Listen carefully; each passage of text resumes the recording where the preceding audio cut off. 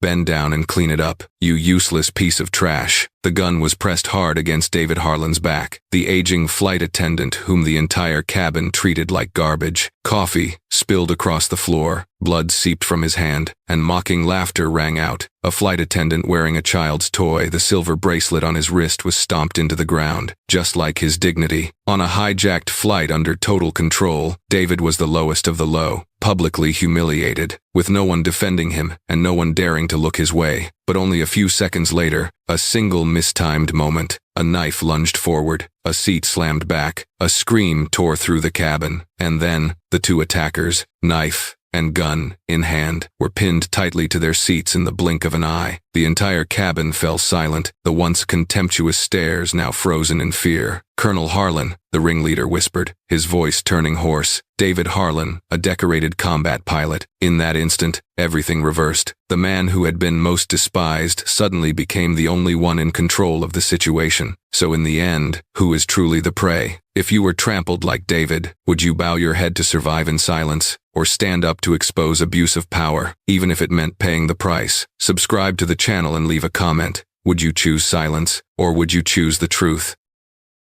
American Airlines Flight 417 departed JFK Airport on a thick, exhausting afternoon. The pre-holiday atmosphere weighed over the cabin with a quiet irritability, the familiar pressure of people who were drained of energy, yet still forced to move. The seats were tight, the aisle narrow, and the smell of pre-brewed coffee mixed with the metallic scent of the sealed cabin made several passengers frown the moment they fastened their seatbelts. The sharp slam of overhead bins echoed, like a final period marking the end of whatever comfort remained. David Harlan began his shift in his usual silence. He pushed the beverage cart out from the rear galley, the wheels making dry, grating sounds as they rolled over the worn carpet. His voice came out steady and polite, trained through hundreds of flights. "What would you like to drink, sir? Or ma'am?" The sentence drifted out so lightly it nearly blended into the roar of the engines outside the fuselage. He did not linger his gaze on anyone, pausing only long enough to receive an answer before bending down to work. At row 12, a man in office attire had opened his laptop while the aircraft was still taxiing. His fingers hammered nonstop at the keyboard, eyes glued to the screen. When David stopped, the man did not look up. "Black coffee, quickly, I'm in a meeting." The voice was dry and sharp, as if David's presence itself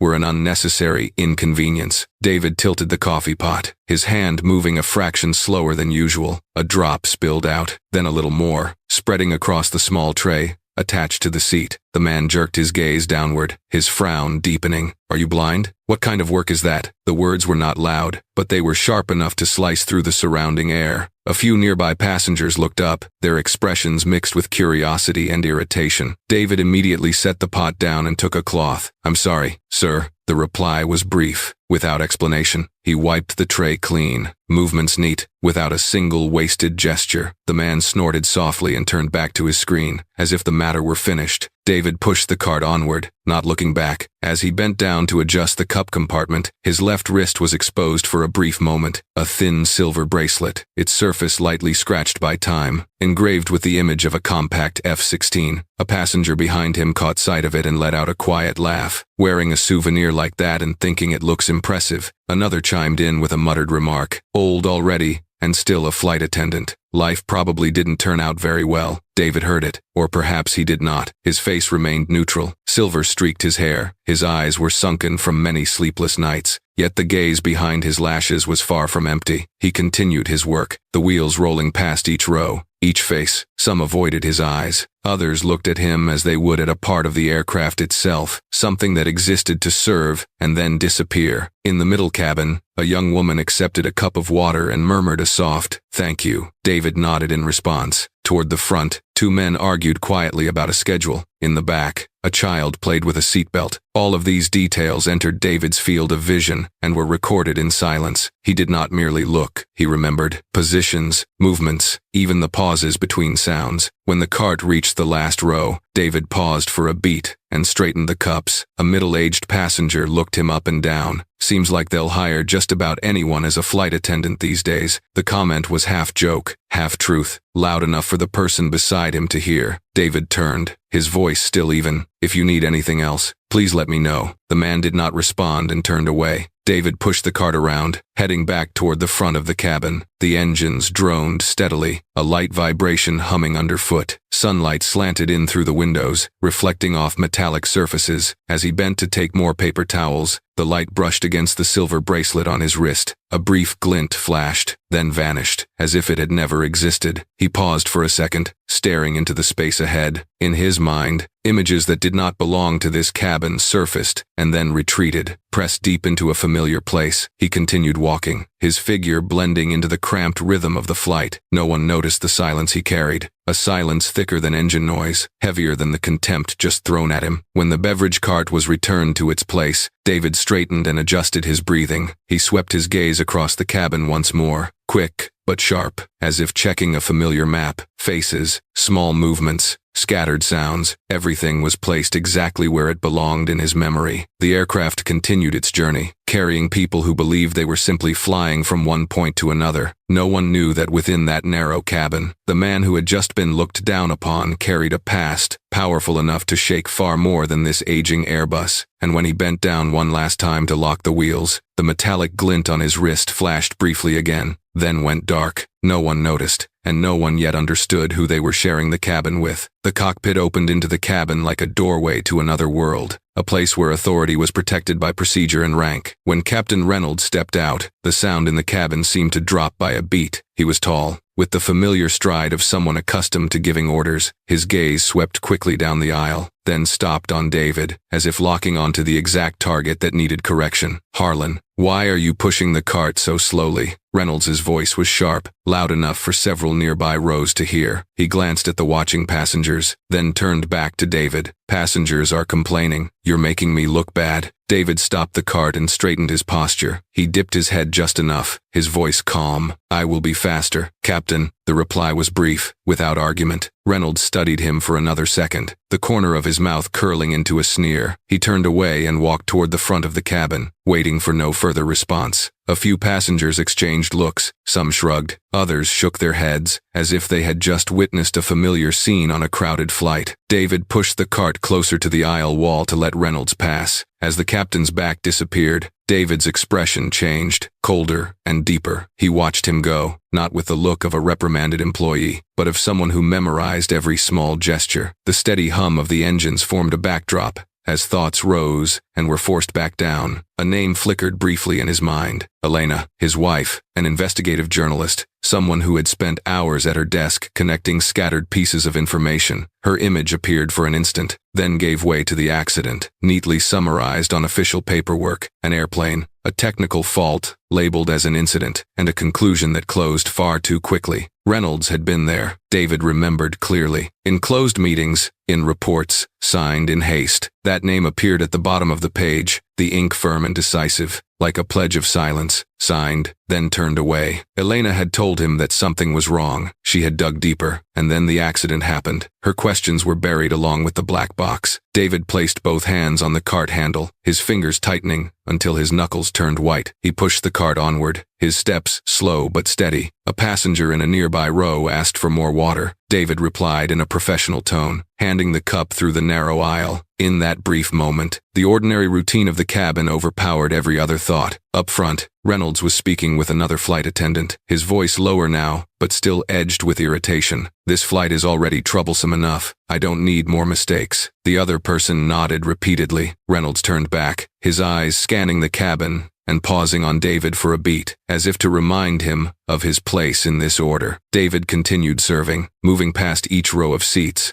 Each time he stopped, each time he bent down, he could feel Reynolds' gaze somewhere ahead. It was a controlling look, familiar, identical to the look of those who believed their power was untouchable. When the drink cart gradually emptied, David pushed it toward the rear of the cabin. He stood close to the wall, waiting for the aisle to clear. The announcement speaker chimed in with cruising altitude information, a woman's voice flat and even. Reynolds stepped out again, this time, holding a bottle of water. He stopped directly in front of David and looked down at the cart. "Pay more attention next time." His voice was low, meant for only the two of them. "I don't want to file another report." David looked up, his expression neutral. "Yes, Captain," Reynolds snorted softly, and turned back toward the cockpit. The door closed, leaving the cabin with its familiar sounds. David remained still for a moment, as if to be sure the door was fully shut. He turned toward a nearby window and looked out at the pale gray sky. The light reflected on the glass blurred his own image. A man in a simple uniform was treated as part of the background of the flight. In his mind, old details were rearranged. Reynolds was a colleague in the past, W.I.I.T. Brief exchanges, the averted looks when Elena asked questions, the way he spoke about procedure, about pressure from above, about things that had to be protected to preserve one's position. Everything is now connected into a clearer, straighter line. David returned to his work, collecting used cups. An elderly passenger looked at him, his voice gentler than the others. "You work very hard." David nodded, answering with a thin smile. "Thank you, sir." The words passed by, leaving heavier thoughts behind. As he bent down to lock the cartwheels into place, a soft metallic click sounded. A silver bracelet on his wrist caught the cabin light. David looked at it for a brief moment, then pulled his sleeve down. That small object carried memories of a sky far wider than this narrow cabin. He straightened up, took a deep breath, and turned his head toward the front of the cabin, where the cockpit door was tightly shut. Amid the steady engine noise, David whispered very softly, just loud enough for himself to hear. "Soon enough, you will not be able to turn your back anymore." David pushed the beverage cart back into the center aisle of the cabin, his steps steadier than before, but his mind no longer the same. After the brief encounter with Reynolds, the air around him felt compressed. The echoes of shouted orders still seemed to hang somewhere. Yet what drew his attention now was not the front of the cabin, but the middle section, where the overhead lights shone down on row 18. When the cart stopped, David poured the water more slowly than usual, not because of fatigue, but because a familiar sensation was rising. That intuition had appeared before, in situations where even a minor deviation could cost a life. He lifted his eyes just enough to observe, then lowered them immediately, like an old habit that had never truly disappeared. The man seated on the aisle wore a dark jacket. One hand rested loosely on his thigh, his wrist exposed with a long scar, faded but distinct. This was not a random cut from daily life. David had seen too many kinds of scars to mistake them. This one came from violence, from a moment that required striking faster than someone else. The man's gaze swept across the cabin, paused briefly, then moved on, as if counting beats. The second man sat by the window. Dark sunglasses covered nearly half his face, even though the cabin was not bright. His hand stayed close to his jacket pocket, fingers twitching slightly whenever someone passed by. The posture was neither comfortable nor natural. It resembled waiting, or readiness to react. When David approached, the man tilted his head slightly, but did not remove the glasses, as if maintaining an invisible distance. In the middle sat the third man, Marcus. David did not yet know his name, but the way he sat demanded attention. His back was straight, shoulders relaxed, eyes sharp and alert. Marcus did not speak to the two men beside him, nor did he take part in the general atmosphere of the cabin. He looked down at his hands, then glanced toward the aisle, his gaze resting on David for only a brief beat. "Thank you," Marcus said when David placed the cup of water down. The voice was low, emotionless, without any polite glance. David nodded, replying with a familiar phrase, "Yes, sir." The answer passed like part of the job, but in his mind, everything had already begun to line up. As David bent to adjust the tray, the phone screen in Marcus's hand lit up for a moment. David did not try to look, yet his eyes caught a short string of characters, letters, and numbers arranged outside any common pattern. An encrypted message. That kind of thing did not appear on the phones of passengers discussing business or reading the news. It appeared in situations that required concealment. David pushed the cart onward, the wheels rolling along the narrow aisle. His heart rate slowed, a familiar rhythm before a storm. There was no panic, only focus narrowing to a single point. He did not turn back immediately, but the image of the three men had already been stored, as clear as a diagram. In the row ahead, a couple argued quietly about switching seats. David resolved it quickly, his voice calm.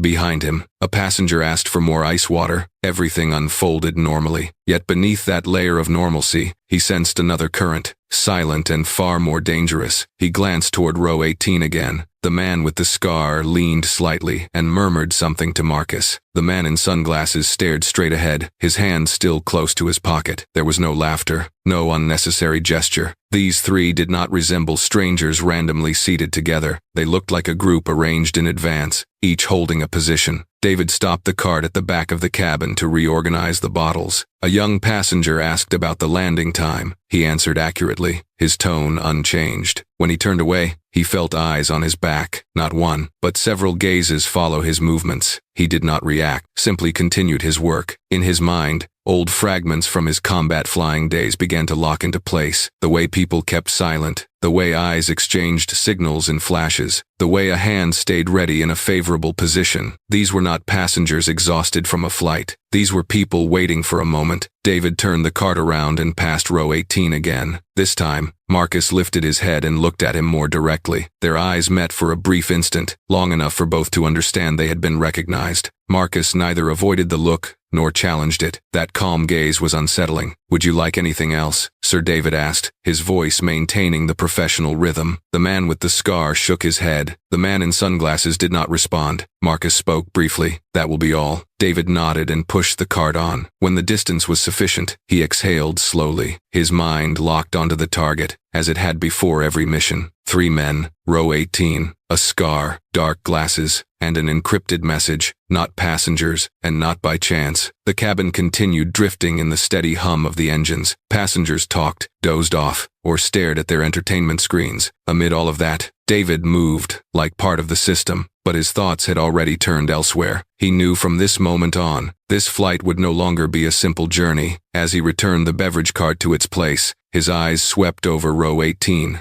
One last time. The 3 men were still there, silent, each holding his role. David turned away, but the thought echoed clearly in his mind, sharp as a warning. Not passengers, and not by chance. If you are starting to feel that something is very wrong on this flight, do not look away. Follow along and leave a comment on who you think the 3 men in row 18 really are. The airplane cabin was drifting along in its familiar rhythm when the lights suddenly went out. There was no warning, no sign beforehand. The rows of overhead lights shut off all at once, leaving behind a dense darkness that made many people instinctively hold their breath. In that brief instant, the sound of the engines seemed louder, more exposed, as if the entire aircraft had been stripped of its final layer of safety. Moments later, dim red emergency lights flickered on along the aisle. That weak glow was not enough to drive away the darkness, only to distort everything further. Faces emerged under the pale red light, tense and disoriented. Some people jumped up from their seats, some gripped the armrests tightly, and others turned to ask one another what was happening. The fragile order of the passenger cabin began to crack. The loudspeaker crackled to life, firm and cold, without a trace of trembling. "This aircraft is now under our control. Everyone, remain in your seats, follow instructions, and no one will be harmed." The voice was not loud, but each word dropped into the cabin like a heavy object. There were no unnecessary threats and no explanations. The certainty in that voice made many understand that this was no joke. A child's crying rang out near a window. A woman clutched her child tightly against her chest, murmuring prayers under her breath. A few rows ahead, a middle-aged man tried to make a phone call, tapping repeatedly at his screen. "Damn it, no signal," he swore, his voice cracking. Several other passengers tried their phones as well, then looked at one another in panic when they realized the result was the same. David was standing near the back of the cabin when the lights went out. Instinct made him pause for a beat. Then he gently leaned the beverage cart against a seat so it would not roll away in the chaos. The red light reflected off his face, highlighting his eyes locked in intense focus. He did not turn around immediately. He listened. In row 18, 3 men sprang to their feet almost simultaneously. Their movements were neat, fast, and unencumbered. The man with the scar pulled out a small Glock, the motion so practiced it was chilling. The man wearing dark glasses snapped open a folding knife, the sharp metallic sound ringing clearly in the sudden hush that followed. Nearby passengers screamed and shrank back into their seats. Marcus stepped out from between the seats and moved straight toward the front of the cabin. His walk was calm, unhurried. He did not need to shout. The presence of weapons said everything. One man stood up reflexively, but was immediately met with the scarred man's gun aimed at him. "Sit down." The short command was enough to make him obey at once. The child's crying grew louder. Another flight attendant stood frozen near the aisle, her hands trembling. "Please," she began, but Marcus raised a hand, signaling silence. His gaze swept across the cabin, quickly assessing every reaction, every potential point of disruption. Then he stopped in front of the cockpit door. Marcus knocked 3 times, evenly spaced, not hard, not soft. A silence stretched for several seconds. Somewhere in the cabin, someone sobbed. David watched from a distance.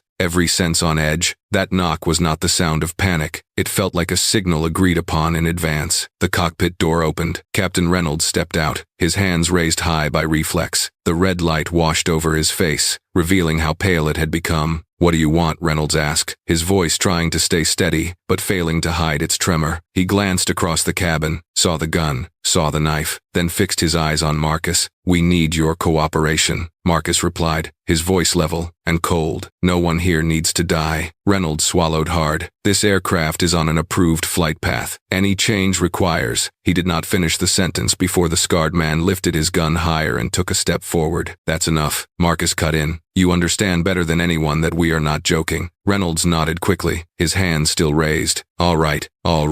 Stay calm." Sweat ran down his temples and soaked into his collar. In the cabin, passengers began to grasp the severity of the situation. A middle-aged man whispered to his wife, "They're hijackers." The woman squeezed his hand tighter. Several pairs of eyes turned toward the flight attendants, searching for reassurance, but those in uniform were standing just as still, overwhelmed by how fast everything had unfolded. David stood blended into the darkness, one hand resting lightly on a seat back to keep his balance. He saw everything, from the way Marcus placed his feet to the way Reynolds unconsciously stepped back half a pace. In his mind, the suspicions formed earlier suddenly became clear. The three men in row 18 were no longer hiding anything. Marcus turned his gaze back to Reynolds, his voice lowered, but sharp. "Change the course." Reynolds opened his mouth to say something, then stopped. He looked into Marcus's eyes and saw a decisiveness that allowed no negotiation. "To where?" Reynolds asked, his voice almost a whisper. "Dulles," Marcus answered immediately, without hesitation. Now, the cabin fell into a deadly silence. The passengers understood that from this moment on, everything had slipped beyond their control. David inhaled slowly. The red light reflected off his wrist, where a silver bracelet lay motionless beneath his sleeve. He knew this flight had just entered a different phase, more dangerous and more explicit, and whatever came next would force everyone to reveal themselves. After the order to change course was given, the aircraft cabin fell into a terrifying suspended state. It was no longer the sudden burst of panic from the first moments, but a prolonged rigidity, where every small sound made people flinch. Passengers remained seated as instructed, backs pressed tightly against their seats, eyes constantly flicking toward the armed men. The engine noise continued steadily, yet it seemed lower, heavier, as if weighed down. David stood at the rear of the cabin, beside the beverage cart, abandoned in the middle of the aisle. Red emergency light washed over his face, highlighting the fatigue around his eyes. One of the hijackers turned back, his gaze fixing on David as if he had found the most easily commanded target. He raised his Glock, not fully aiming it, but clearly enough for everyone nearby to understand. "Bring water up, quickly." His voice was dry, not explaining. David nodded and pushed the cart forward.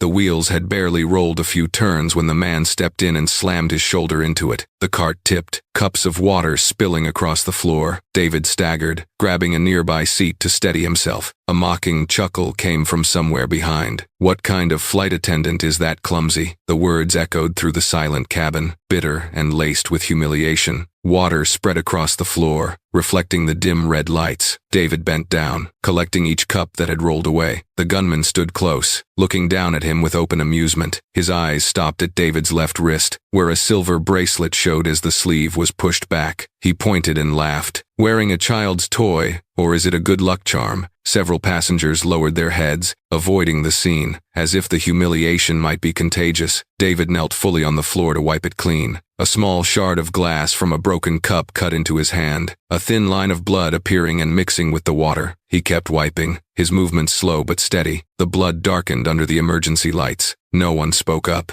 No one intervened. The silence of the cabin itself became part of the humiliation. The hijacker leaned down, his voice low but clear enough for David to hear. "Better stay in your place." David did not answer. He did not beg, nor did he react. Every movement was restrained, as if he were performing a familiar ritual. The insults passed through his ears, fell away, and vanished, leaving no mark on the calm surface he had constructed. Inside, David's breathing was even and deep, each breath tightly controlled. This was not the first time he had been forced to swallow his anger. In the most dangerous moments of his life, he had learned how to wait, how to let rage settle into something sharper. The cabin now felt like a sealed room, where all eyes were fixed on the man with the gun, and the person kneeling on the floor was nothing more than background. In a nearby row, a young woman watched with lips pressed tight. An older man shook his head slightly, gripping the armrest, but no one spoke. No one dared. David sensed their gazes, yet he did not look up. He focused on each streak of water, each piece of glass, as if that were the only work left in existence. The gunman nudged the cart's wheel with his foot. "Hurry up." David pulled the cart close to the wall and wiped the remaining wet floor. When he stood, the cut on his hand bled a little more. He wiped it roughly with a cloth and hid his hand inside his sleeve. The silver bracelet rested again beneath the fabric, cold and heavy. Marcus stood at the front of the cabin with his back turned, speaking quietly to Reynolds. David could not hear the words, only saw the captain nod repeatedly. Shoulders slumped. The scarred man stood guard in the center aisle, eyes sweeping over the passengers, ready to react to any movement. The man in dark glasses held position at the rear, near the lavatory area, forming a tight enclosure of the cabin. David pushed the cart back to its original place. As he passed the rows of seats, a whisper sounded, barely audible. "Sorry." A passenger said it without looking at him. David paused for a brief moment, gave a slight nod, and continued. The apology did not ease the situation, but it confirmed that someone still saw him as a human being, not an object. The hijacker turned back once more, his eyes still filled with contempt. "Stay there," he ordered. David obeyed, standing close to the wall, hands placed in front of him. He felt the slight vibration of the fuselage as the aircraft adjusted its heading. A new phase was beginning, but he knew he could not act yet. In his mind, only one sentence remained, clear and decisive. Not yet. The words carried neither fear nor hesitation. They were like an internal timestamp, something he was accustomed to using to keep himself from moving too early. The gunman walked closer, his shoes tapping softly on the floor. He stopped directly in front of David, bending slightly to look him straight in the eyes. The distance was so close that David could feel his breath. In that moment, the cabin seemed to shrink. Passengers held their breath. Red light reflected off both faces, creating a scene so tense it was suffocating. David slowly raised his head. His eyes met the gunman's without flinching. This was no longer the lowered gaze of someone who had just been humiliated. There was a cold, lucid clarity in them, something that made the other man hesitate, if only for a fraction of a second. A brief silence spread between them, long enough to signal that the roles within this cabin were about to change, even if no one else had yet realized it. The cabin held a rigid silence after the moment their eyes met. The steady hum of the engines became a backdrop for even the smallest movements. The man with the knife shifted his foot one step, the metal blade catching the red cabin light. He tilted his head, as if weighing a decision. Then he lunged forward. David turned on instinct. The movement was clean and precise, carrying none of the clumsiness of a flustered flight attendant. His arm knocked the blade off its line, and his shoulder dropped to slip past the force of the strike. The sound of metal hitting the floor rang out sharp and clear. The knife flew loose, sliding under a seat before stopping. A seat snapped back hard against its frame, and screams erupted from several directions. David was already close. He locked the attacker's wrist, twisting it into a familiar angle of pain. The man roared, trying to yank his arm free, but the force was cut short. David drove him down into the seat, knee pressed tight, maintaining balance in the narrow aisle. He did not strike again. He held. That difference made several people freeze. The second man rushed in from the side, a punch aimed straight at David's ribs. David shifted, blocked with his forearm,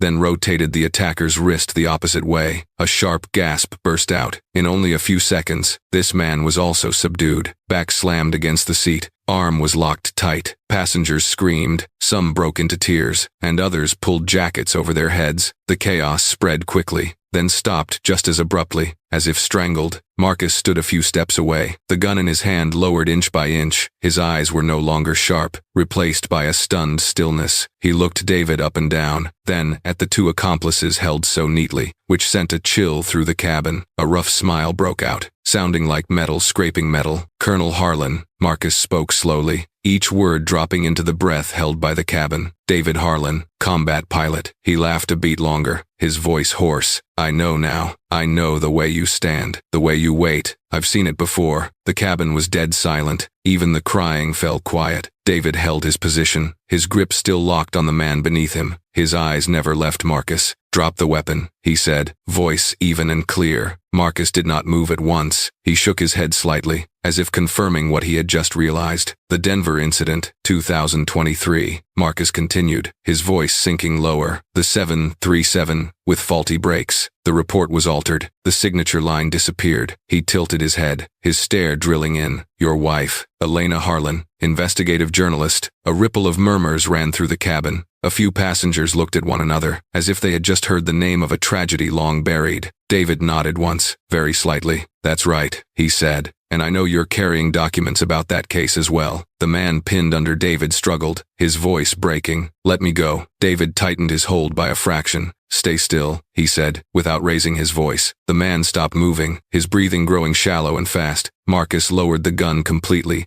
and set it on the empty seat beside him. "You shouldn't be here," he said, his tone changed. "But you came anyway." David looked at him, his gaze unmoved. "I came to finish this," he replied, "without more people dying." At the front of the cabin, Reynolds stood frozen. He stared at the scene with utter disbelief. "What is this?" Reynolds said, his voice shaking. "What kind of stunt are you pulling?" Marcus turned his head and looked at Reynolds for a long moment. "You know better than anyone," he answered. "You signed it. You stayed silent." Reynolds shook his head and stepped back half a pace. "I followed procedure," he said quickly. "There was no evidence." Marcus let out a short laugh. "The evidence is right here." He tapped his jacket pocket lightly. "And he knows it." David shifted his weight, securing both restrained men. "Hands behind your back," he told the second man. The man hesitated, then complied. Another flight attendant nearby stood pale-faced. "I need restraints," David said. She handed him plastic emergency ties, her hands trembling. David bound them swiftly, movements fast and clean. The passengers slowly sensed the change. A few lifted their heads, eyes filled with fear and curiosity. A man in a nearby row whispered, "Who is he?" No one answered. The silence returned, thick and heavy. Marcus stepped closer, keeping a safe distance. "You know what we're carrying," he said. "You also know why we're doing this." David met his gaze. "I know you didn't come to kill at random," he replied, "but you chose the wrong way." Marcus exhaled slowly. "We chose what was left when every other door was locked." He looked around the cabin, at the frightened faces. "They pushed us here." David answered at once, "And the truth will push them into the light. No more guns needed." Reynolds spoke up, his voice higher. "You have no authority." David turned to him. "Your authority ended when Elena died." The words fell into the cabin, final and hard. Reynolds fell silent. David looked back at Marcus. "Lower the weapons," he said. "Keep everyone safe." Marcus hesitated, then nodded. "All right," he answered, "but you'll have to hear everything." David nodded in return. "I'm listening." The entire cabin was silent. Those who had once seen David as an invisible flight attendant now looked at him differently, with fear and reluctant respect. The most despised man had revealed himself. The truth had just been called by name, clear and impossible to take back. The red cabin light reflected on David's wrist, where the silver bracelet lay still beneath his sleeve, like a quiet marker. "If you think this is just a hijacking, you are mistaken. Follow and leave a comment. When the truth is exposed through violence, whose side are you on?" After the moment David Harlan's identity was spoken aloud, the cabin seemed to change color. The raw, initial panic receded, giving way to a different tension, deeper and heavier. Eyes that had only seen gun barrels and blades now began to examine the person behind them. Marcus no longer stood in the position of absolute command. The distance between the sides narrowed, not through violence, but through truth seeping out drop by drop. Marcus fully lowered his gun and placed it on an empty seat near the aisle. His voice dropped, no longer as sharp as before. "You should not be here, Harlan." The sentence carried far enough for nearby rows to hear. It was not a threat, nor a warning. It sounded like a belated admission. David looked straight ahead, his hands still firmly restraining the two captives. "I am here because my wife died on an airplane that was deliberately compromised." He spoke slowly and clearly. Each word fell into the cabin like a small stone, sending rings of silence outward. A few passengers swallowed hard. Some lowered their heads, as if the sentence had touched a shared fear, something everyone had brushed past but never named. The man with the scar struggled, pent-up rage flaring. "Let me go, you bastard." His voice was hoarse, soaked in desperation. David did not look at him. He tightened his grip just enough for the man to understand that resistance was now meaningless. "Quiet," David said, his voice low. "You have not earned the right to shout." The words carried no emotion, yet they pushed the cabin into a deeper stillness. Marcus turned half away, as if needing space to breathe. He inhaled deeply, his empty hand clenching and then releasing. "We did not want to kill anyone." The words were not spoken to beg forgiveness. They sounded like an initial confession, forced out when there was no retreat left. "If we wanted blood, everything would have been different from the start." David kept his eyes on Marcus. "Then keep talking," he replied. "Say all of it." Marcus turned back, his gaze sweeping across the cabin, across faces, waiting in silence. "We want the truth," he said. "The thing the airline and Reynolds buried alive. The name Reynolds caused the captain to flinch. He stood at the front of the cabin, his back stiff, sweat running along his temple. He opened his mouth, then closed it again, as if every justification had become meaningless. Marcus continued, his voice steadier. Cut maintenance, falsified reports, shifted risk onto passengers. He looked at David. We uncovered it, and then we were pushed out. The man in dark glasses standing behind him nodded slightly and spoke for the first time. Fired, monitored, his voice was dry. Some of us died. The cabin sank into another kind of silence, no longer blind fear, but recognition. A woman in the middle row raised her hand to cover her mouth. A young man looked at Marcus, his eyes less tense, replaced by confusion. The gunmen in front of them began to look human, with motives and losses, rather than simple monsters. David spoke, cutting through the spreading thoughts. Reynolds. He called the name. The captain looked up, his eyes evasive. You knew. David continued. And you chose silence. Reynolds shook his head. His voice rushed. I followed the procedure. Pressure from above. Marcus let out a short laugh. What pressure outweighs human lives? A passenger in a nearby row spoke softly, loud enough for a few to hear. So they did not come to kill us. The sentence drifted through the air, but it changed it. David looked around and saw the shift clearly. Fear had not vanished, but it no longer dominated. It now shared space with anger directed elsewhere. Marcus turned back to David. You understand why we chose this flight, he said, because it connects directly to the one who signed. David nodded. I understand, he replied, but understanding does not mean accepting the method. Marcus ground his teeth. We knocked on every door, he said. No one opened. Reynolds's hands trembled as he tried to steady his voice. You are destroying everything, he said. The passengers, the airline, yourselves. David turned to him, his gaze cold. The things you protected destroyed everything first. The words cut off any reply. Reynolds lowered his head, sweat dripping into his collar. The scarred man stirred again, his voice weaker. Enough talking, he muttered. So what now? David did not answer him. He looked at Marcus. If you say you want the truth, then present it. Marcus held his gaze for a long moment. Then he reached inside his jacket. The movement made several passengers gasp. An anxious whisper spread. David did not move, his eyes fixed on Marcus's hand. Slowly, he said. Marcus nodded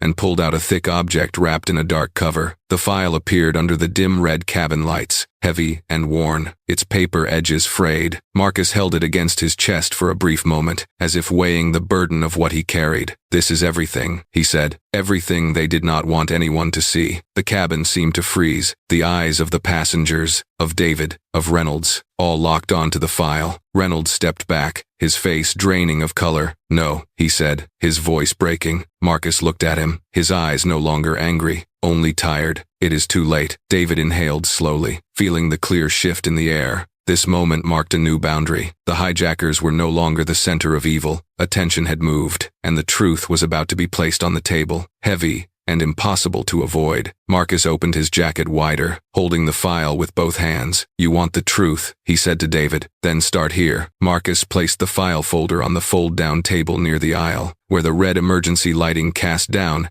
and made the dark cover feel even heavier. The sound of paper touching the surface was dry and final, like a period dropped into a cabin holding its breath. Eyes around them converged, no longer following gun barrels or blades, but fixing on the file lying still, silent yet carrying an unusual weight. Marcus began to speak, slowly, each word chosen with care, as if he had rehearsed this story in his mind for many months. Maintenance cutbacks. He lifted his head, his gaze sweeping across the rows, concealed brake failures. His voice was not raised, not strained, yet every word landed clearly in the cabin. No long explanation was needed, because anyone who had flown enough knew exactly what those phrases meant. He paused for a beat, resting his hand on the file. Smuggling weapon components through the cargo hold. The statement made several people flinch. A woman across the aisle let out a small cry and covered her mouth. Marcus continued without looking over, as if accustomed to such reactions. Not one flight, not one time. There was a schedule, there were codes, there were people assigned responsibility. The man who had worn dark glasses stood behind them, grinding his teeth. his voice low and rough. My colleague died because of them. The sentence was short, but it froze the air. He removed the glasses, revealing bloodshot eyes for the first time. He discovered a swapped shipment of components. The next week, he was fired. The month after that, the accident happened. No one asked anything further. There was no need. Marcus looked straight toward the front of the cabin, where Reynolds stood with his arms hanging loosely at his sides. You knew everything, he said, his voice not angry, only firm. You signed the reports. You attended the meetings. You received the directives. The name Reynolds, spoken again, no longer shocked, but confirmed what many had begun to suspect. Reynolds stammered, struggling to steady his voice. I was just following the procedure. He reached his hands forward, as if trying to grasp something invisible. Some decisions were not in my control. Marcus shook his head slightly. What procedure allows brake defects to be hidden, he asked. What procedure allows risk to be pushed onto passengers? David stepped closer, stopping beside the table. He opened the file and flipped through the pages quickly. The rustle of paper echoed in the silence. He checked dates, times, and flight codes, cross-referencing in his mind. Familiar figures appeared, matching with a chilling precision. A passenger behind him whispered something, then fell silent when David's expression changed. David continued turning pages. Each sheet was a fragment, from altered technical reports to internal emails with lines deliberately trimmed. He stopped at a page in the middle, where a chart of brake failures had been marked in red and then struck through. The red light reflected off the paper, making the lines resemble old wounds. Denver, David said quietly. No further explanation was needed. Marcus nodded. That flight, he replied. The person who signed off was him. Marcus raised a hand and pointed toward Reynolds. We obtained copies before they erased them. The man with the scar, standing nearby, added tensely, and someone paid the price for keeping the original. Reynolds stepped back, his back brushing against a seat. You are making assumptions, he said quickly. There was an investigative committee. There was an official conclusion. David lifted his head, his gaze locking in place. What conclusion erases a signature, he asked. Reynolds fell silent, his throat tightening. David turned to the final page. The cabin seemed to stop breathing. At the bottom, blue ink stood out, painfully familiar. He did not need to read it aloud, because those nearby had already seen it. Marcus leaned in slightly and spoke slowly. The name of the final responsible party. He paused, letting the silence stretch one beat longer. A passenger blurted out, "Oh my God." Another turned away, unable to look. The man who had worn dark glasses muttered a curse and went quiet. David rested his hand on the page, feeling its cold, dry surface. A memory of Elena flashed through his mind. Nights she spent awake at her desk. Questions she wrote down and crossed out. Calls that ended unfinished. Everything led to this page. Reynolds trembled. I was forced, he said. If I had not signed, someone else would have. Marcus replied immediately. But you did sign. His voice was not loud, but it was final, and you lived in comfort while others died. David closed the file for a brief moment, then opened it again and placed it squarely before everyone. Why did you bring this? He asked Marcus. To force them into the open, Marcus answered. To make denial impossible. David scanned the cabin,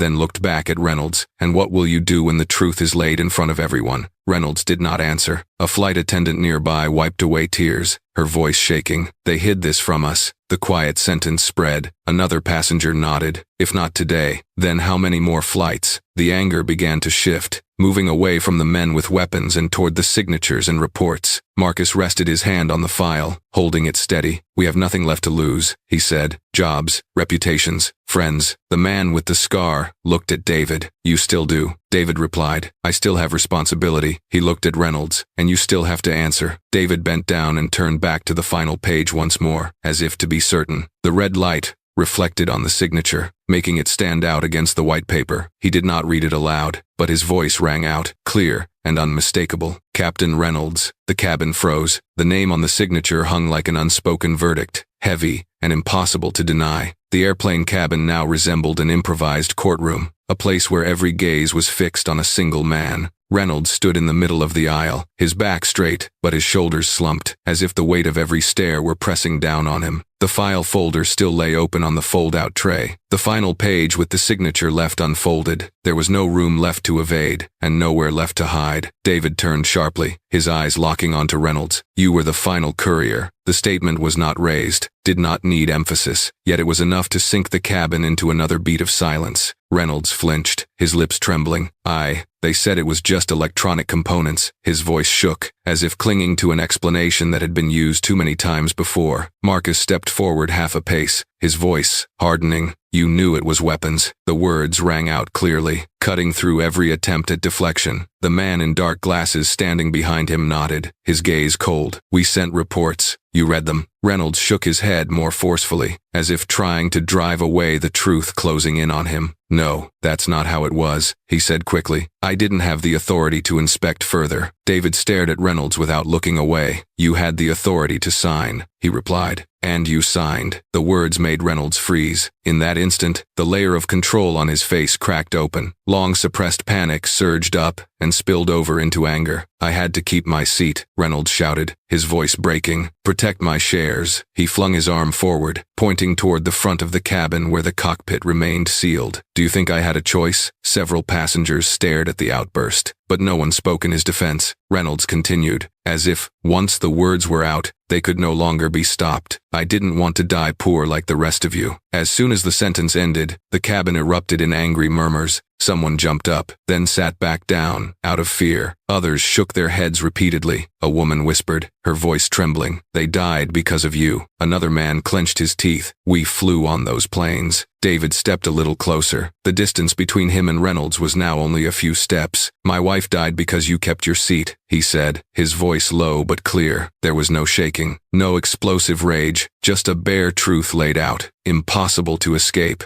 Reynolds lowered his head, his eyes fixed on the floor. Sweat dripped from his forehead, falling onto the carpet that no one bothered to wipe away. Marcus scanned the cabin, recognizing that the shift was complete. Those who had once looked at him with pure fear were now looking at Reynolds with unmistakable hatred. That's why we're here, Marcus said, his voice calmer. Not to kill anyone, to make him talk, Reynolds muttered weakly. I'm just one link. David answered immediately, a link that chose silence. The words fell like a final hammer blow. Reynolds did not argue. He stood still, his arms hanging loosely, as if everything that once defined him had just been stripped away. A young passenger looked at David, his voice hoarse. What are you going to do? David turned to him, his expression softening slightly. Bring the truth back to the ground, he replied, to where it belongs. Marcus looked at him, a flicker of surprise crossing his face, then nodded slowly. You have a plan. David did not answer right away. He lifted a hand and lightly touched his left wrist. The silver bracelet felt cool beneath his fingertips. A small gesture, almost unconscious, but Marcus noticed. That's not jewelry, Marcus said. David looked at him. No, he replied. It's the reason I'm here. Reynolds raised his head slightly, fear filling his eyes. What are you going to do? He asked, his voice rough. David did not answer the question. He looked around the cabin, meeting the eyes of several passengers and the flight attendants, pressed against the wall. Everyone will hear, he said, and everyone will see. The cabin fell silent again, but this time it was a silence of anticipation. Reynolds lowered his head once more, as if understanding that every excuse had lost its value. Marcus stepped back, half a pace, signaling his men to hold their positions. We won't interfere, he said to David, as long as everyone stays safe. David nodded. He reached for the silver bracelet again, this time with more resolve. The red light reflected off the metal surface, flashing briefly. Reynolds followed the motion, terror plain on his face. You don't have the right, he said weakly. David turned back, his gaze cold. You used up all of your rights already. A very soft beep sounded, almost swallowed by the engine noise. David lowered his hand and drew in a slow breath. The cabin held its silence, as if everyone understood that a line had just been crossed. Whatever came next would no longer be in Reynolds' hands. If you feel anger on behalf of the lives traded away for shares, follow along and leave a comment. Justice exists only when someone dares to expose the powerful. The cabin remained locked in a thick, suffocating silence after David's simple touch of his wrist. No one knew exactly what was about to happen, but everyone felt that a boundary had just been crossed. Reynolds stood rigid in the aisle, his eyes fixed on David's wrist, as if he had only now noticed something he had overlooked from the beginning. Marcus did not look away either, but the alertness in him had shifted, becoming cautious rather than confrontational. David gently rotated his wrist. A very soft click sounded, almost blending into the hum of the engines. The silver bracelet separated on its inner side, revealing a darker surface where a small indicator light flickered on. He pressed and held for a brief beat. The concealed recording device was activated, automatically linking to an internal system that very few people even remembered still existed. Inside the cockpit, an auxiliary screen suddenly lit up. Pale blue light reflected across the control panels, breaking the dormant state of an old communication channel. Reynolds spun around, realizing too late what was happening. "No," he gasped, his voice breaking. "Stop." But David had already moved on. He stepped forward and placed his hand on the auxiliary control panel outside the cockpit, a panel flight attendants rarely touched. A string of characters appeared, then vanished. The emergency communication system opened. A secondary transmission line came online. This was an access point reserved for veteran pilots, used when all primary channels were disabled. David entered the code from memory. Without looking back, a long beep echoed, then his voice carried throughout the cabin, clear and steady. "This is David Harlan." No long introduction was needed. His name sounded unfamiliar to many, yet carried a different weight to those standing nearby. A few passengers looked up and around, as if to confirm that the voice truly came from the flight attendant, who had just been humiliated moments before. Former airline pilot, David continued, "I am broadcasting the truth live." The final words landed slowly, deliberately, not a threat, but a declaration. Marcus gave a slight nod, as if he now understood how David had remained standing until this moment. The scarred man lowered his weapon a little more, his gaze shifting from tension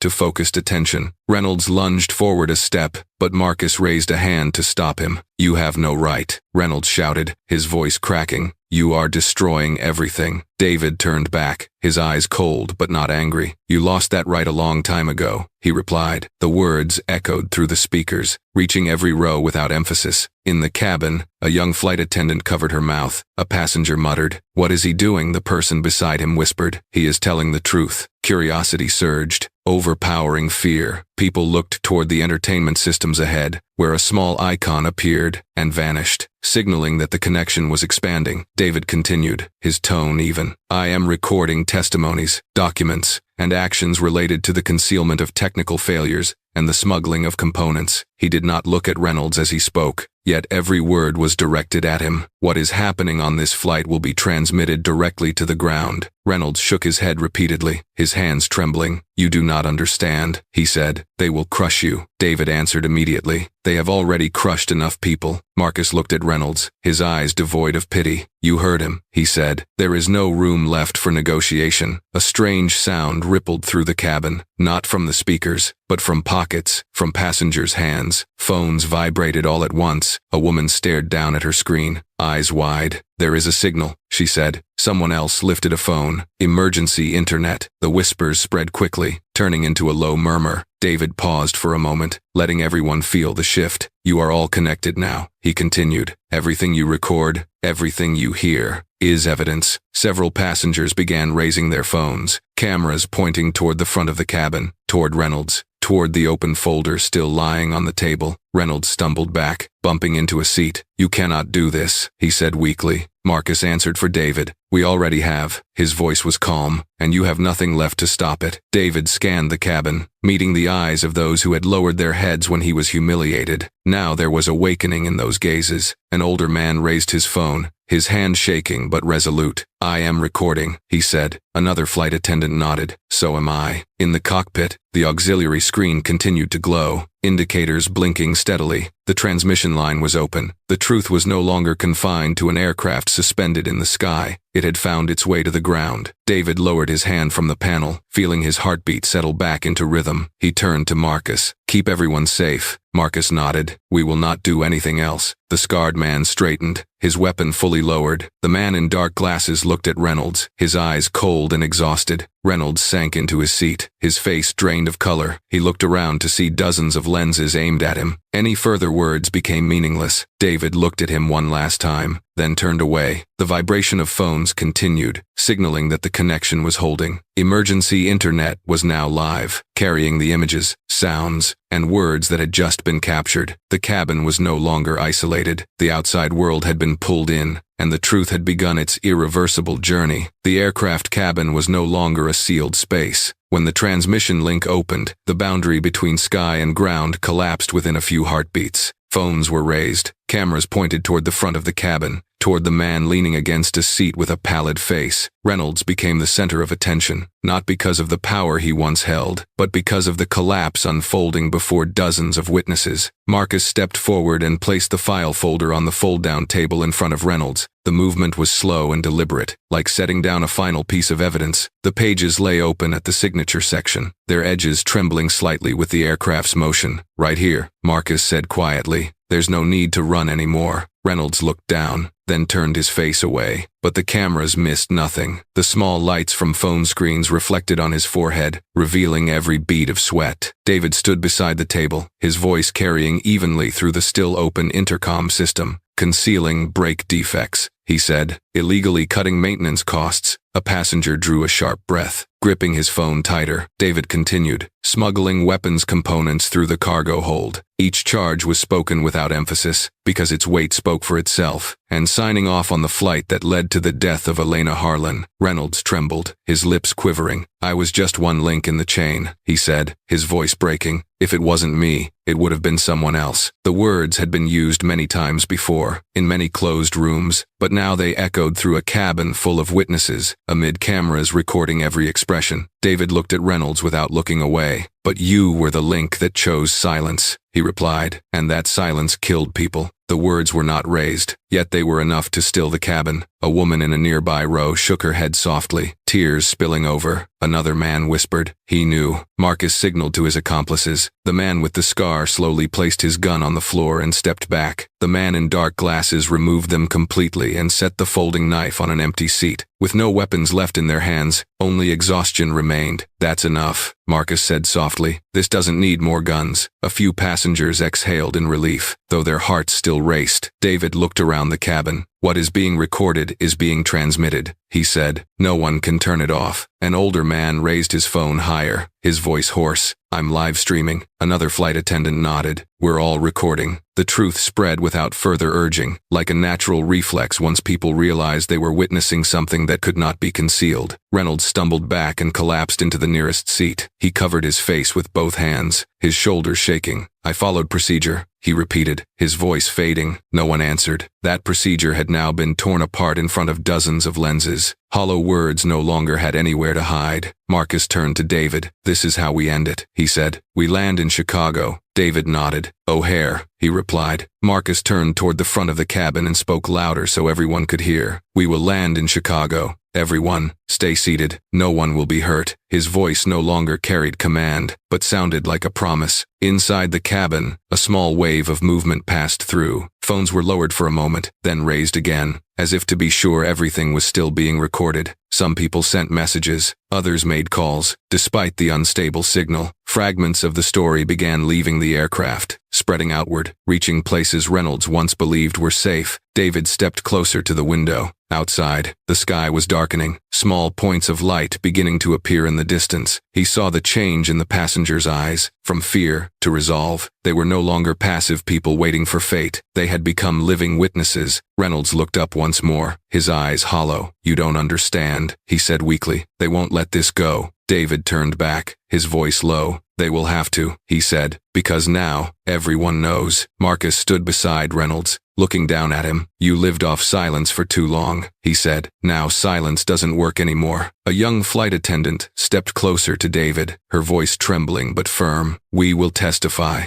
David nodded. "Thank you," he replied. Another passenger spoke up. "So will I." Small pledges rang out one after another, forming a current that could not be reversed. The aircraft shuddered lightly as it began its descent. The announcement from the cockpit came through, steadier and more precise this time. David heard it, but his gaze remained outside. Along the horizon, a band of light grew clearer. The lights of the city of Chicago began to appear, shimmering like a waiting network. Reynolds watched those lights through the window, his face gaunt. He understood that when the wheels touched the ground, everything would end in a way he no longer controlled. No more closed meeting rooms, no more signatures in the dark. Marcus turned back to the cabin and signaled for everyone to remain in place. "We're landing," he said. His voice was calm, almost weary. David stood still, his arms relaxed at his sides, feeling his heartbeat slow. Through the window, the runway lights of O'Hare came clearly into view, stretching into straight, unbroken lines. The aircraft descended toward the ground, carrying with it a truth that had been unlocked. Impossible to shut off, impossible to take back. The aircraft wheels struck the runway with a light bounce, then rolled on with a long, grinding friction. The passenger cabin tilted with inertia, restrained breaths breaking free across several rows. Through the windows, the blue and white runway lights of O'Hare streaked backward, steady and cold. When the plane came to a complete stop, silence fell, the final silence of a journey that had gone far beyond an ordinary flight. The cabin doors opened, airport light flooded in, harsh and unmistakably real. Red and blue police lights flashed across the runway, reflecting off the aircraft's body. Rapid footsteps echoed from the stairway. Police boarded the plane in tight formation, eyes sharp and certain. No one asked many questions. Everything had already been communicated clearly enough. Reynolds was let out first. His wrists were cuffed, cold metal locking tight. He did not resist, nor did he lift his head. A face once familiar with authority was now empty. An officer quickly read the charges, voice flat and unemotional. Weapons smuggling through the cargo hold, concealment of an aviation accident, complicity in preventable deaths. Each phrase landed like a stamp, sealing the final door Reynolds had once leaned on. Passengers stood row by row, watching in silence. There were no shouts, no open satisfaction, only the heavy feeling of a truth that had become unavoidable. Reynolds was led down the stairs, floodlights aimed directly at him, leaving no shadows to hide in. Marcus stepped forward, both hands raised, the file held neatly. He handed everything over to the police without hesitation. "It is all here," Marcus said, "the originals and the copies." The officer took it and nodded. The man with the scar and the one who had worn dark glasses also stepped forward, placed their weapons on the floor, then moved back. They did not look around, as if already prepared for the next stretch of the path they had chosen. David stood in the aisle, waiting until everyone had disembarked. When it was Marcus's turn, David removed the silver bracelet from his wrist. The cool metal left his skin, leaving a faint mark. He handed it to Marcus, the gesture slow and decisive. "Keep it," David said. "Truth is stronger than violence." Marcus took the bracelet, his hand pausing for a beat. His eyes reddened. "Thank you," Marcus said, his voice thick, "for not killing us." David nodded. Living to speak is much harder. Marcus was led away, but no longer dragged. He turned back once, looking at the cabin, at the people who had witnessed everything. Then he continued forward, his back straight, as if accepting the cost. David stepped down last. The stairs trembled lightly beneath his feet. The Chicago night wind blew in, carrying the cold smell of concrete and fuel. He stopped on the final step